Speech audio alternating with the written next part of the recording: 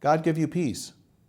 I'm Mark Delmonico, the Director of Certification for Ecclesial Ministry and Service at the USCCB.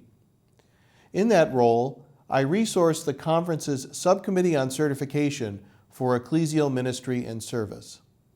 I recently had the opportunity to gather representatives from the subcommittee and some of the programs of certification approved by the subcommittee to discuss the importance and value of the certification process.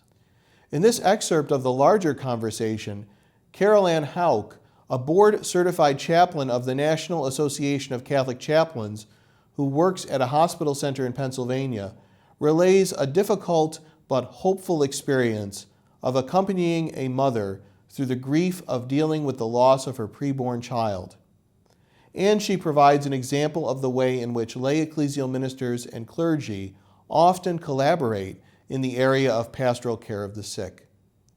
Please be aware that while Carol Ann's story of this mother's grief may be difficult to listen to, her experience reminds us of the ways in which those in deep sorrow or need can experience the healing touch of Christ through the work of those who minister in the church's name.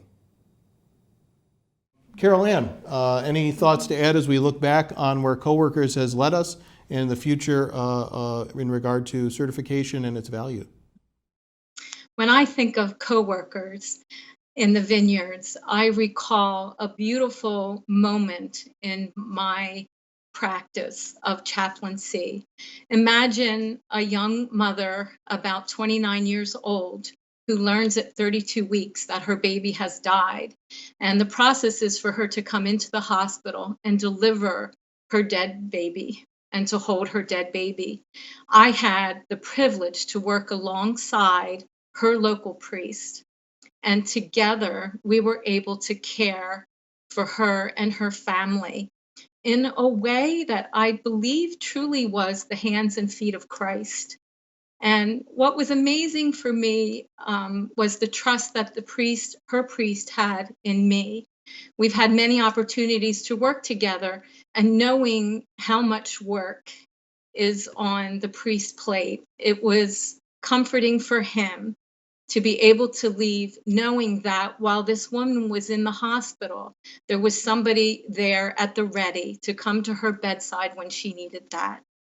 And then to be together at the baby's funeral. And then for me to be able to check in with the priest and say, how are you doing? I know that he gave his heart and soul to this family and really represented the church and Christ present to his parishioners. And so I appreciated the opportunity, and I know he did too, that somebody else was looking and noticing what he was giving of himself. It's a remarkably powerful story, both of the trust that you engendered in the work with the priest that you did, but also in the care of this woman who was going through such a difficult moment. And appreciate you sharing how certification and the process of your own formation helped, in that. It really is a privilege to work alongside of the priest and to gain their trust, to work alongside them in order to build a relationship with each other. And then that way we are able to help each other. There are things that the priests bring that I cannot bring. And so we really collaborate together to care for people who are really hurting and suffering. Thank you for listening. Be sure to check the slide at the end of today's video for additional details about the diocesan programs and organizations who work with the USCCB Subcommittee on Certification for Ecclesial Ministry and Service. And let's be sure to keep all those involved in ministry in our church today, laity and clergy, in our prayers.